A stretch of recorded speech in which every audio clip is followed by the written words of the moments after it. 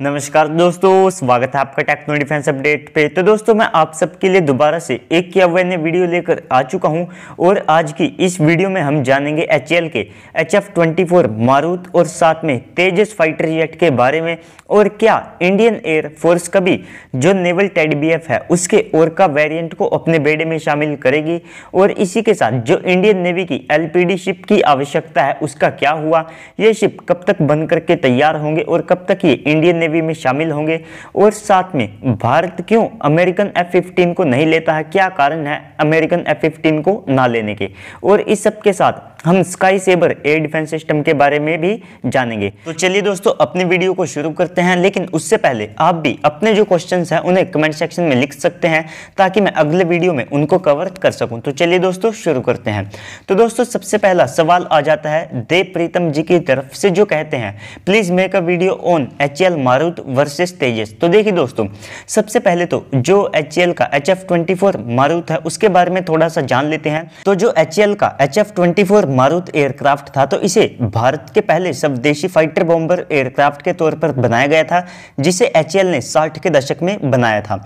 तो इसे एक जर्मन डिजाइनर कर्ट टैंकर ने डिजाइन किया था, जो पहले से ही वुल्फ FW-190 TA-152 और इस सब के अलावा FW-200 और IAE-33 जैसे जो एयरक्राफ्ट प्रोजेक्ट थे उनका हिस्सा रह चुके थे। तो आज़ादी के केवल 17 साल बाद HAL का एक नया एयरक्राफ्ट बनाना ये कोई छोटी बात नहीं थी। इससे आप अंदाजा लगा सकते हैं कि HAL लंबे समय तक मिसमैनेजमेंट के कारण काफ़ी ज़्यादा अंडररेटेड रही है।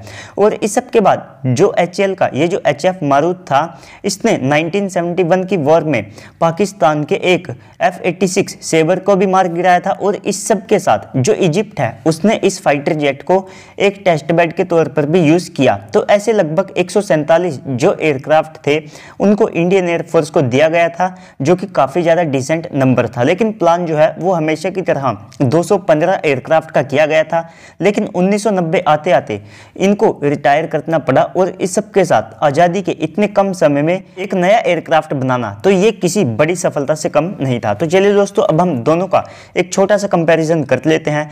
तो सबसे पहले जो HF-24 मारुत था ये एक सुपरसोनिक फाइटर बॉम्बर था, जो कि लाइट वेट कैटेगरी में आता था और इसे एक या फिर दो पायलट उड़ा सकते थे। और इसका जो RCS था वो लगभग 2 मीटर स्क्वायर था।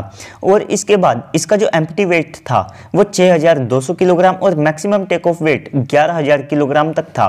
और इसकी जो स्पीड है वो 1 मैक तक प्लान की गई थी, लेकिन ये कभी भी उस स्पीड को जो है अचीव नहीं कर पाया, क्योंकि इसमें जो 21 किलो न्यूटन के इंजन लगे थे वे इतनी ज़्यादा पावर को जनरेट नहीं कर पाते थे।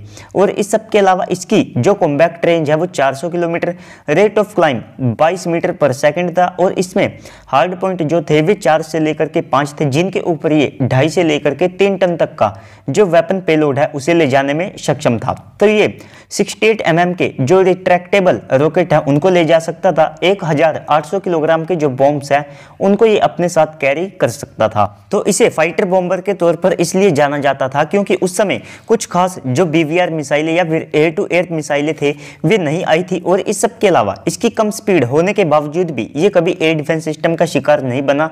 तो इसका यही कारण था कि उस समय जो एयर डिफेंस सिस्टम थे वे भी इतने ज़्यादा पावरफुल नहीं थे। तो इसके बाद अगर आप बात करते हैं तेजस MK2 की, तो वो एक मल्टी रोल फाइटर जेट है, यानी कि उसे ground attack, air to air और साथ में जो एंटी शिप रोल है उसके लिए इस्तेमाल किया जा सकता है। वो भी एक लाइट वेट कैटेगरी का एयरक्राफ्ट है, लेकिन कंपोजिट मटेरियल्स का इस्तेमाल करने की वजह से उसका जो RCS है वो राफेल जितना है, यानी कि 0.5 मीटर स्क्वायर। और उसका भी जो एम्प्टी वेट है वो 6560 किलोग्राम है और मैक्सिमम टेक ऑफ वेट उसका थोड़ा सा ज़्यादा है, जो कि है 13500 किलोग्राम। लेकिन उसकी जो स्पीड है वो 1.6 मैक यानी कि 2200 किलोमीटर पर आवर है। और इस सब के अलावा जो कॉम्बैक्ट रेंज है वो 500 किलोमीटर और जो फेरी रेंज है एक्सटर्नल जो ड्रॉप टैंक है उनके साथ 3200 किलोमीटर, जो कि HF-24 मारुत से काफ़ी ज़्यादा है। और इस सब के अलावा अगर आप हार्ड पॉइंट की बात करें तो इसमें दुगने यानी कि 8 हार्ड पॉइंट थे और ये 5300 किलोग्राम तक का जो वेपन पेलोड है उसे ले जा सकता था। और वेपनरी में ये R-77 IWB Python 5 अस्त्रा MK1 DRDO के जो साव ग्लाइड बॉम्ब्स है उनको ले जा सकता है। और इस सब के अलावा और भी दूसरे काफी सारे वेपन्स हैं जिनको ये फायर कर सकता है। तो वेपन्स में जो तेजस है वो काफी ज्यादा आगे है। और इस सब के अलावा इसमें जनरल इलेक्ट्रिक्स के F404 इंजन का इस्तेमाल किया जाता है, जिनका जो ड्राई थ्रस्ट है वही 47 किलो न्यूटन है, जबकि जो HF-24 मारुत था उनके दोनों इंजन का थ्रस्ट भी 42 किलो न्यूटन होता था। और आफ्टर बर्नर के साथ जो तेजस का इंजन है वो 85 किलो न्यूटन थ्रस्ट को जनरेट करता है। और इस सब के अलावा भी तेजस में AESA radar, electronic warfare suit, advance self protection jammer और इस सब के अलावा भी पोर्ट बेस्ड IRST सिस्टम भी लग सकता है।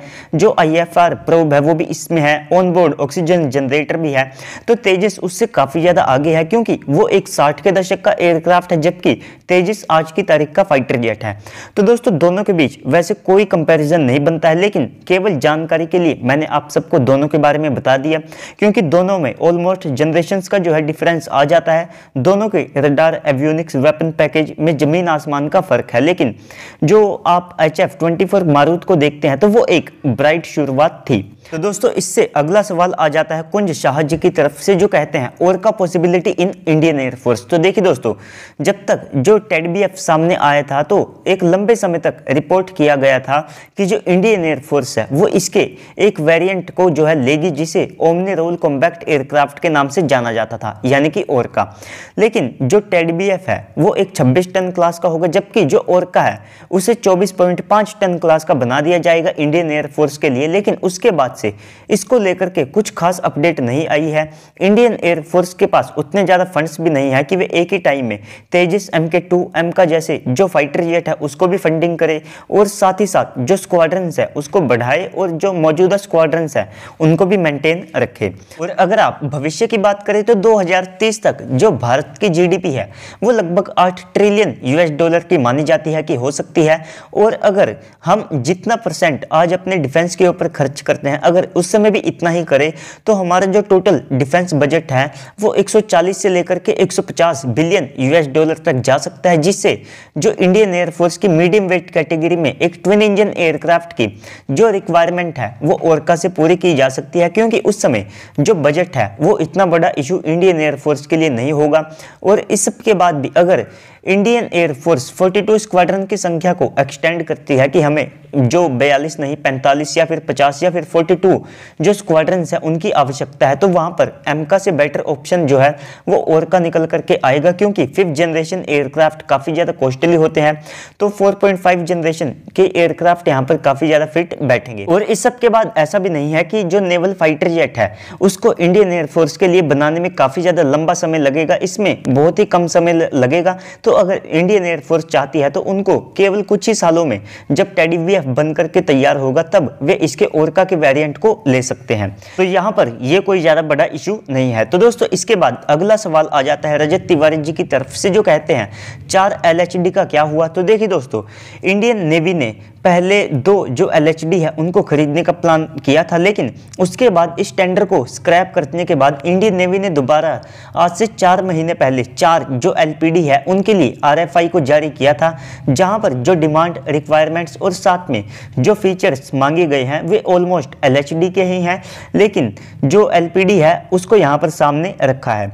तो दोस्तों जो LPD और साथ में LHD है ये ऑलमोस्ट सेम होते हैं, लेकिन जो LPD होते हैं ये ज़्यादा जो एयरक्राफ्ट है उसको कैरी कर सकते हैं। तो जो RFI है उसको भारत के जो मेजर शिपयार्ड है उनको दिया गया था, और इस सब के अलावा उनको कहा गया था कि वे एक एडवांस डिज़ाइन को सामने रखें। और साथ ही साथ एक और जो रिक्वायरमेंट थी वो ये थी कि डील साइन होने के बाद लगभग 60 महीनों के अंदर यानी कि 5 साल के अंदर जो पहला LPD शिप है वो इंडियन नेवी को मिल जाना चाहिए, और उसके हर एक अगले साल में जो एक नया शिप है वो भी मिलना चाहिए। तो दोस्तों अगर आप यहाँ पर देखते हैं कि पहला जो शिप है वो कब तक इंडियन नेवी को मिलेगा, तो 2027 या फिर 28 यहाँ पर बड़ी आसानी से लग जाएगा और उसके हर साल के बाद एक और जो शिप है वो इंडियन नेवी को मिलता रहेगा। तो इनका जो डिस्प्लेसमेंट है वो 30,000 से लेकर के 40,000 टन होगा, यानी कि ऑलमोस्ट आप कह सकते हैं कि जो हमारा INS विक्रांत है वहां तक ये होगा। तो ये 12 special operation helicopter, 2 heavy lift helicopter और इस सब के अलावा 2 जो स्टेल्थी बड़े UCAV होंगे उनको ये अपने साथ कैरी करने में सक्षम होंगे। और साथ ही साथ जल्द ही इसके लिए LNT, CSL, MDL और साथ में जो GRSC है इनमें से कोई अपना जो डिज़ाइन है उसे इंडियन नेवी के सामने रखेगा और इस डील को साइन कर लिया जाएगा। और इस सब के अलावा भी दोस्तों अगर आप इनकी डिटेल में जो स्पेसिफिकेशंस है उनको जानना चाहते हैं तो कमेंट सेक्शन में बताइएगा, मैं इसके ऊपर एक डिटेल्ड जो वीडियो है वो बना दूंगा। तो दोस्तों इसके बाद अगला सवाल आ जाता है मेष बहुल सरदार जी की तरफ से, जो कहते हैं इंडिया अमेरिकन F-15 को क्यों नहीं खरीदता है। तो देखिए दोस्तों यहाँ पर कुछ मेन फैक्टर आ जाते हैं जहां पर कॉस्ट, रिक्वायरमेंट और अमेरिकन टर्म्स एंड कंडीशंस आ जाती है। तो सबसे पहले अगर आप बात करें आवश्यकता की, तो भारत पहले से ही 272 हैवी वेट क्लास के जो Su-30 MKI फाइटर जेट है उनको इस्तेमाल करता है, जो कि आने वाले समय में 280 तक हो जाएंगे। और इस सब के बाद अगर आप किसी भी मौजूदा टेंडर की बात करें तो MMRC डील में 114 फाइटर जेट को खरीदना है और वहां पर जो F-15 है वो भी मौजूद है। तो अगर हम वहां से 114 हैवी वेट एयरक्राफ्ट को लेते हैं तो इससे जो हमारी हैवी वेट फ्लीट है वो लगभग 400 फाइटर जेट की हो जाएगी और ये किसी भी तरह से कोई सेंस नहीं बनाता है। जबकि अगर आप इंडियन एयरफोर्स की मौजूदा आवश्यकता को देखें तो वहां पर सबसे बड़ी आवश्यकता 4.5 प्लस जनरेशन और साथ में 5th जनरेशन के मीडियम वेट कैटेगरी के फाइटर जेट की है। तो जो F-15 है उसमें आप कितना ही अपग्रेड कर ले, लेकिन उसके डिजाइन और साथ में एयरफ्रेम की वजह से आज की तारीख में उसके ऊपर लिमिटेशंस लग जाती हैं। और इसके बाद अगर भारत फिर भी इनको खरीदता है तो जो ट्रेनिंग, मेंटेनेंस फैसिलिटी के अलावा जो डिलीवरी टाइम है इसमें बहुत ज़्यादा जो भारत है उसको फंड जो है यहाँ पर इन्वेस्ट करने पड़ेंगे। और जो F-15 है उसका जो EX वेरिएंट है वो ऑलमोस्ट $100 मिलियन का पड़ता है, जबकि अगर हम राफेल के फॉलो ऑन ऑर्डर देते हैं तो यहाँ पर वे हमें इससे काफ़ी ज़्यादा सस्ते पड़ेंगे। और इस सब के बाद भी इनमें किल स्विच का ऑप्शन रहेगा, अमेरिका जब चाहे इन्हें कंट्रोल कर सकेगा। और इस सब के बाद USA हमारे ऊपर ढेरों जो टर्म्स एंड कंडीशंस हैं उनको लाद देगा, तो इसको US के अकॉर्डिंग ही हमें यूज़ करना होगा। इसमें हम अपने इंडियन और साथ में जो इजरायली रडार एवियोनिक्स है उनको भी नहीं लगा सकेंगे। तो ये कुछ कारण हैं जिनके कारण से शायद ही भारत कभी किसी भी अमेरिकन फाइटर जेट को खरीदे। तो दोस्तों इसके बाद 5वां सवाल आ जाता है विकी कुमार जी की तरफ से, जो कहते हैं ब्रिटेन के Sky Sabre air defence system के ऊपर वीडियो बनाओ। तो देखिए दोस्तों जो स्काई सेबर है ये यूके का एक शॉर्ट रेंज का एयर डिफेंस सिस्टम है जिसके 2 वेरिएंट आते हैं, एक ER एक नॉर्मल वेरिएंट। तो ये एक नेक्स्ट जनरेशन का एयर डिफेंस सिस्टम है जिसका नॉर्मल वेरिएंट लगभग 25 किलोमीटर और जो ER वेरिएंट है वो 40 किलोमीटर तक किसी भी टारगेट को डिस्ट्रॉय कर सकता है। और इसमें एक 3D रडार का इस्तेमाल किया जाता है जो कि 120 किलोमीटर तक ट्रैक कर सकता है। तो इसे ब्रिटेन की जो रॉयल 16 आर्टिलरी रेजिमेंट है वो यूज करती है। और इसके ऊपर कुछ आरोप भी है कि इसे जो ब्रिटेन है उसने रशियन S-300 की जो कॉपी है उसकी मदद से बनाया है। तो दोस्तों इसी के साथ उम्मीद करता हूं आप लोगों के जितने भी क्वेश्चंस थे वे क्लियर हुए होंगे और इस सब के अलावा जो डाउट हैं वे भी यहां पर क्लियर हुए होंगे। तो दोस्तों जिन लोगों के क्वेश्चन रह गए तो उनके लिए मैं माफी चाहता हूं और साथ ही साथ जो इतने सारे क्वेश्चन है तो उनका एक वीडियो में आंसर करना पॉसिबल नहीं होता है और कुछ जो कमेंट है उनका आंसर मैं कमेंट सेक्शन में ही कर देता हूं। तो अगले Q&A वीडियो के लिए आप जो क्वेश्चन है वो कमेंट सेक्शन में लिख सकते हैं, मैं उनको कवर करने की पूरी कोशिश करूंगा। तो चलिए दोस्तों आज की इस वीडियो में इतना ही, मिलते हैं अगली वीडियो में, तब तक के लिए गुड बाय, जय हिंद।